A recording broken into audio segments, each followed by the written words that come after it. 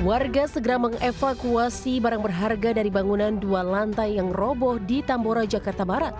Pemilik rumah Salim, 64 tahun, mengaku tidak mengetahui rumahnya sudah rata dengan tanah lantaran sedang sholat di rumah saudaranya tak jauh dari lokasi.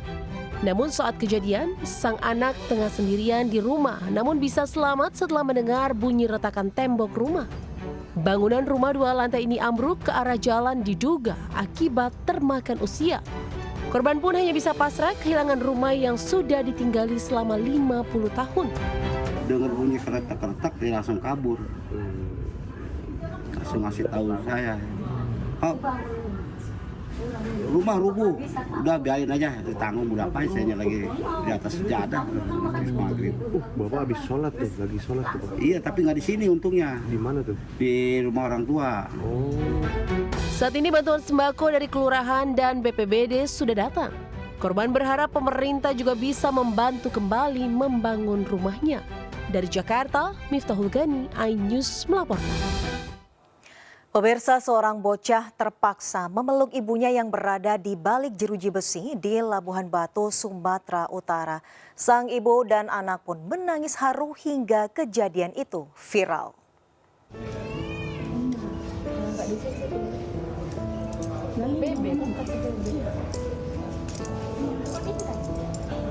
Sambil berlinang air mata, seorang ibu terpaksa memeluk anaknya dari balik jeruji besi di ruang tahanan Pengadilan Negeri Rantau Prapat, Labuhan Batu, Sumatera Utara.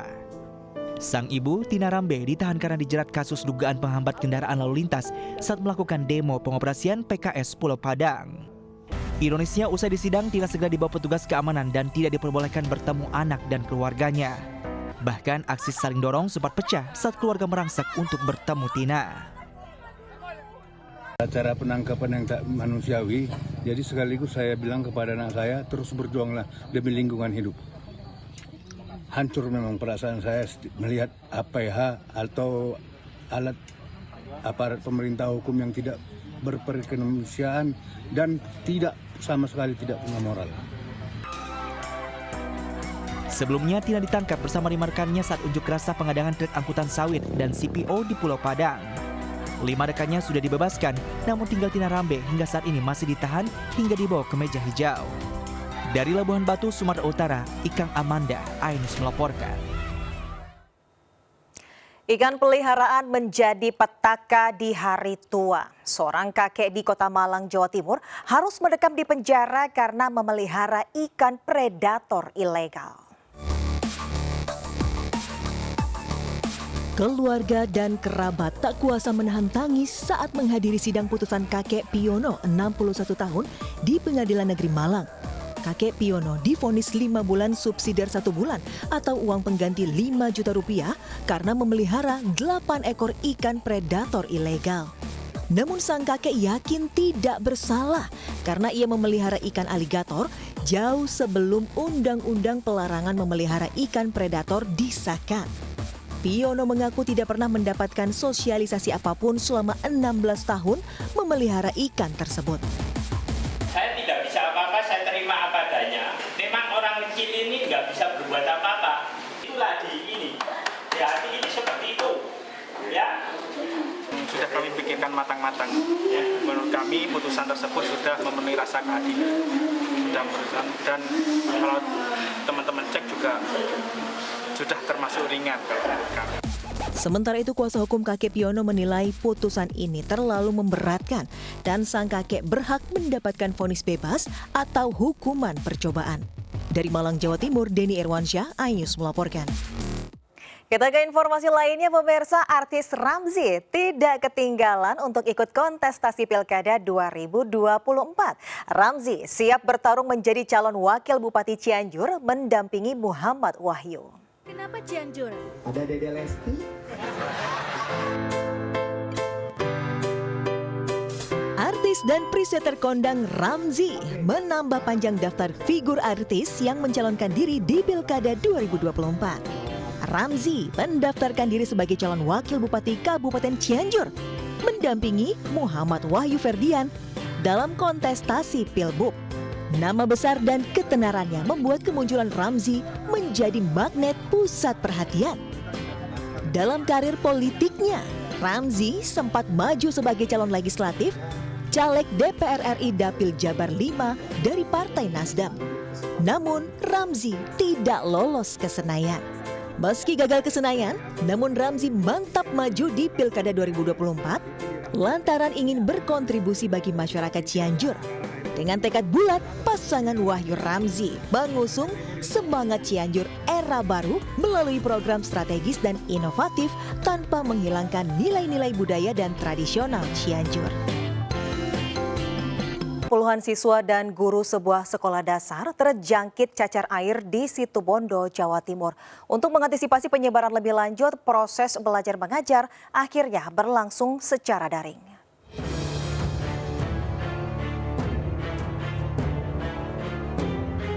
Sekolah Dasar Islam Al-Abror di Kabupaten Situbondo, Jawa Timur sepi setelah puluhan siswa dan gurunya terjangkit virus cacar air sejak seminggu terakhir. Mereka alami gejala demam tinggi dan bintik berair yang muncul di kulit wajah dan dada. Siswa yang terjangkit penyakit cacar air merata mulai dari jenjang kelas 1 hingga kelas 6.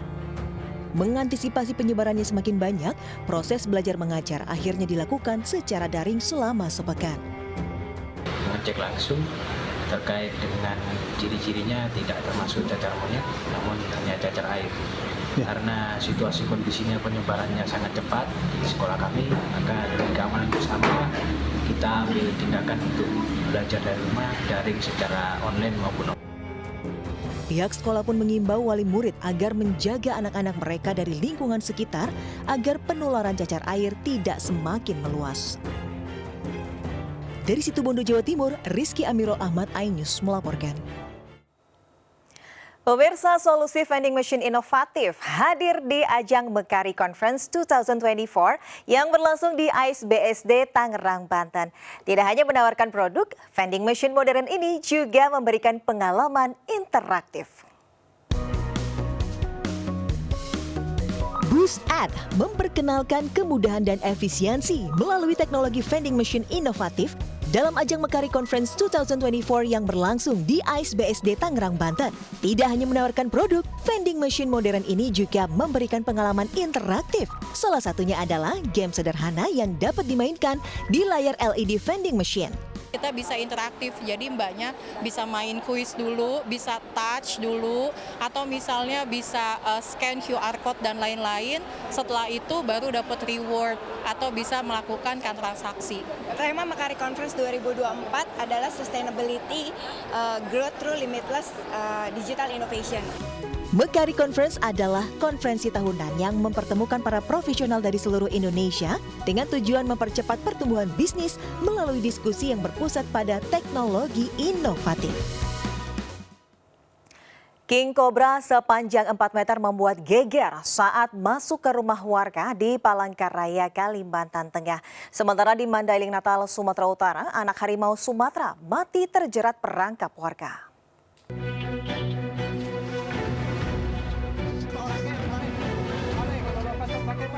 Tim Rescue Damkar berusaha mengevakuasi seekor ular King Cobra yang masuk ke permukiman warga Jalan Cilikriwut, Palangkaraya, Kalimantan Tengah. Menggunakan alat penjepit, petugas mencoba menangkap ular sepanjang 4 meter itu yang bersembunyi di tumpukan bata. Ular sangat berbisa ini pertama kali ditemukan warga saat hendak masuk ke rumah melalui jendela. Setelah dievakuasi, ular kemudian diamankan ke mobil rescue damkar untuk dilepas liarkan ke daerah hutan yang jauh dari permukiman warga. Dari Palangkaraya, Kalimantan Tengah, Ade Sata, iNews melaporkan.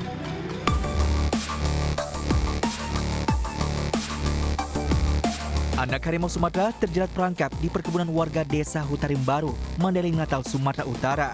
Harimau berumur sekitar 2 tahun itu masih hidup dan mencoba melepas jeratan dalam kondisinya yang sudah tak berdaya. Karena dibiarkan tanpa pertolongan, harimau betina itu pun akhirnya mati.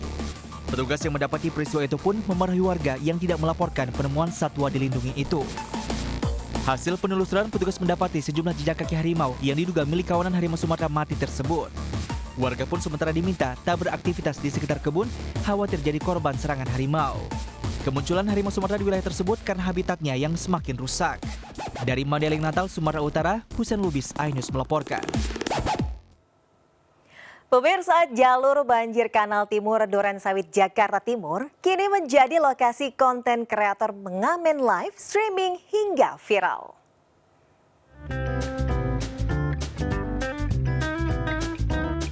Jalur banjir Kanal Timur BKT Durensawit Jakarta Timur diramaikan sekelompok anak muda yang menyanyi di depan gadget mereka. Memanfaatkan media sosial, mereka menyalurkan hobi bernyanyi sekaligus mengais rezeki. Ya, ngamen online, istilah para konten kreator ini meniru fenomena yang pernah viral di negeri Cina. Saat live streaming, para konten kreator ini melakukan aksi menghibur seperti bernyanyi sambil berjoget serta bergurau bersama para penontonnya. Hasilnya pun lumayan, satu kali live streaming dari jam 7 pagi hingga 12 siang, seorang konten kreator bisa menghasilkan hingga 2 juta rupiah saweran dari para penonton di media sosial mereka. Pada nyanyi, jadi dikarenakan fasilitasnya dari TikTok ada buat nge-live, jadi ya kita pakai dari live ini gitu. Kalau misalkan masalah viewers, kalau di sini sih itu udah pasti naik banget Kak dari viewers, karena mungkin backgroundnya tuh enak gitu ya, di belakang pohon-pohon pinusnya tuh kayak enak aja dilihatnya, masuk kamera pun enak. Suasana jalur BKT mereka pilih sebagai latar belakang agar aksi mereka kian menarik di layar gadget. Suasana yang asri dan sejuk juga membuat mereka nyaman saat mengamen online. Dari Jakarta, Nisa Sahib, Dias Irawan, iNews melaporkan.